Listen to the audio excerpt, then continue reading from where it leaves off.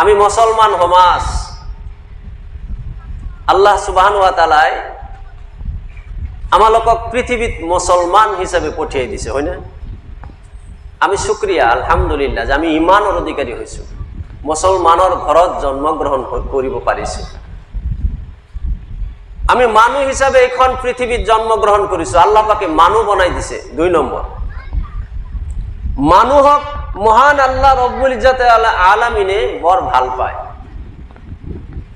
পৃথিবীত বহুত মাখলুকাত আল্লাহ পাকে সৃষ্টি করেছে। মই সিদিনাখন এটা ট্ৰফিক চালো যে এইখন পৃথিবীত কিমান যে মাখলুকাত আছে, কিমান ডাঙৰ ডাঙৰ মাখলুকাত, কিমান বুদ্ধিমান মাখলুকাত আছে।